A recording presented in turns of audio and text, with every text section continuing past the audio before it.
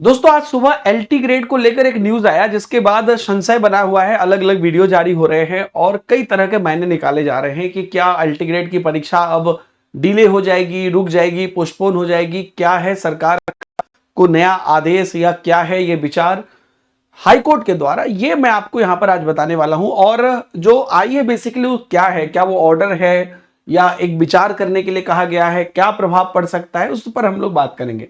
तो हेडिंग आप देख लीजिए, शिक्षक भर्ती में आयु सीमा में छूट देने पर सहानुभूति पूर्वक विचार करे सरकार, ऐसा कोर्ट ने कहा है।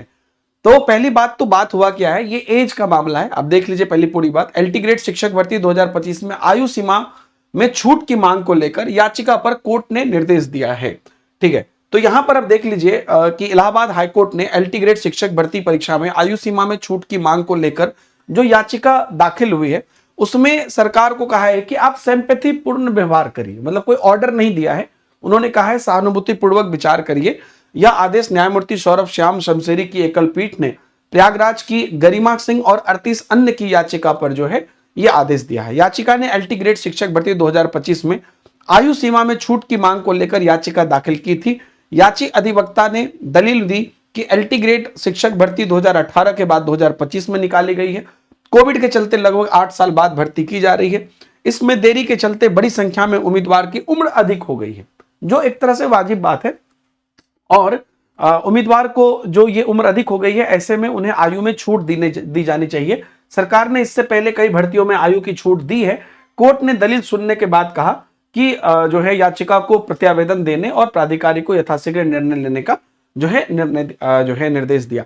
बेसिकली हुआ क्या कि जब कोर्ट में गए और कहीं ना कहीं भर्ती काफी दिनों पर आती है तो कहीं ना कहीं काफी लोगों को इसका नुकसान तो होता ही है।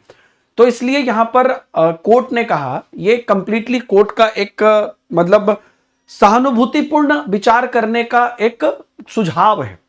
आदेश को इमीडिएटली पालन किया जाता है, तो यहां पर कोई आदेश नहीं दिया गया, एक सुझाव दिया गया है कि आप इस पर सहानुभूतिपूर्ण विचार करिए।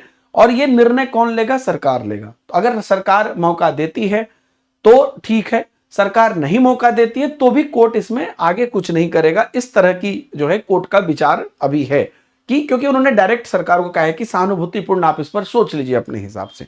तो इसलिए उनके पक्ष के लिए तो ये अच्छी बात है। अब बात है कि क्या इससे जो आगे दिसंबर में हमारी एलटी ग्रेड की परीक्षा होने वाली है इस पे प्रभाव पड़ेगा? क्योंकि अगर मान लीजिए कि एज में छूट मिलेगी तो फिर उन अभ्यर्थियों के लिए फॉर्म ओपन होगा, तो क्या इस पर प्रभाव पड़ सकता है?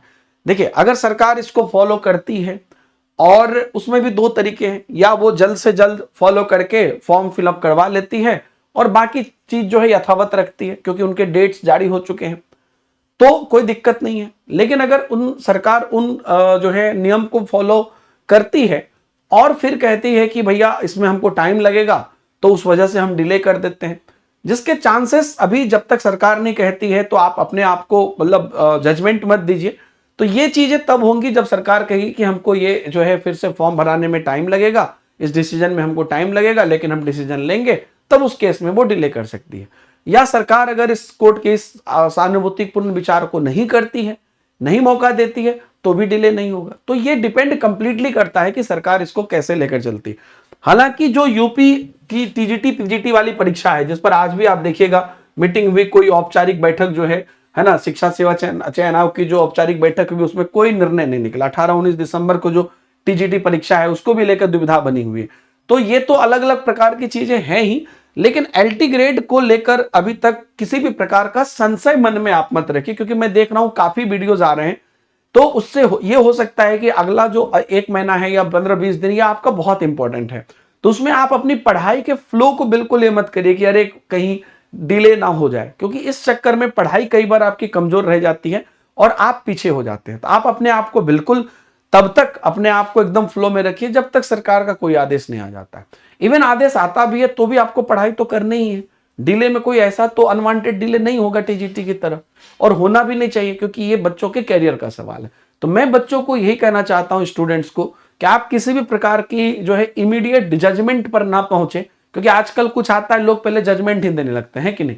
आप अपनी पढ़ाई जारी रखिए।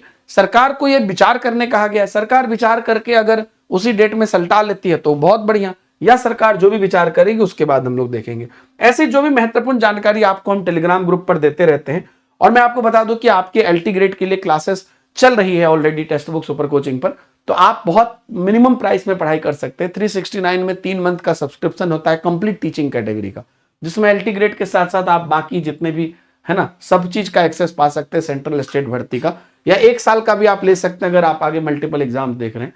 तो आपको कोई मतलब किसी भी बैच के लिए रोका नहीं जाता है, मतलब कोई कंफ्यूजन नहीं है कि ये रहे कि नहीं, वो है कि नहीं, संपूर्ण एक्सेस है। तो इसका आप लाभ उठाइए। वीडियो के डिस्क्रिप्शन में कमेंट में डायरेक्ट लिंक आपको मिल जाएगा, मेरे टेलीग्राम ग्रुप का भी लिंक मिल जाएगा जहां पर आपको सारी अपडेट्स भी आती है। Thank you very much, bye bye, जय हिंद।